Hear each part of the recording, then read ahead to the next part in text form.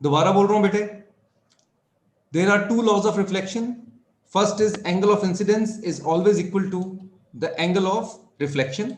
ठीक है बेटा, यहां आप फिगर में देख सकते हैं angle a is equal to angle b. ठीक है, सेकेंड लॉ को बेटा ध्यान से समझना है, और समझ में ना आए अगर तो मुझसे जरूर पूछना है आपने. ठीक है, बेझिझक.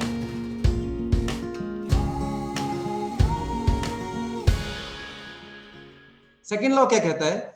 The incident ray, this one, okay, the reflected ray, this one. Reflected का मतलब जो बाउंस बैक हुई है सरफेस से. ठीक है बेटा, and the normal at the point of incidence, ये नॉर्मल, सभी तीनों एक ही पॉइंट ऑफ इंसिडेंस पे है. All lie in the same plane. Very important thing बेटा. What is the meaning of all lie in the same plane? Vidyansh, can you try? कि sir वो एक ही जगह पर स्टैंड करती है। नहीं. मैं जानता हूं आप समझ गए हो. एक जगह पे तो है ही है बेटे. हाँ, उस जगह का नाम है point of reflection.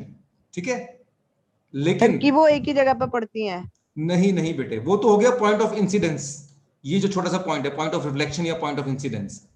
Same same plane में होने का मतलब है, सेम प्लेन में होने का मतलब है कि सपोज अगर हम एक फ्लैट सरफेस बनाएं, ये देख रहे हैं बेटे आप, रेक्टेंगल बना हुआ है, फ्लैट सरफेस. ये तीनों Yes, sir. ये तीनों इंसिडेंट रे, रिफ्लेक्टेड रे और नॉर्मल रे, ये तीनों इस फ्लैट सरफेस के ऊपर ही हैं. ये तीनों इस फ्लैट सरफेस के ऊपर हैं. सरफेस पे है। ठीक है, अब सोचने समझने वाली बात यह है कि हमें इस सेकंड लॉ की इंपॉर्टेंस क्या है, हमें इसकी क्यों जरूरत पड़ी. इसकी जरूरत इसलिए पड़ी बेटे क्योंकि प्रिंसिपल्स, जब जो प्रिंसिपल है एंगल ऑफ इंसिडेंस का, एंगल ऑफ रिफ्लेक्शन का, उसमें पाया गया कि यह चीज परफेक्टली फिट तभी बैठती है जब ये तीनों एक ही प्लेन में हो. तो एक प्लेन में ना होने में क्या हो सकता है? एक प्लेन ना होने में यह हो सकता है कि एंगल ऑफ इंसिडेंस सपोज इस प्लेन में है.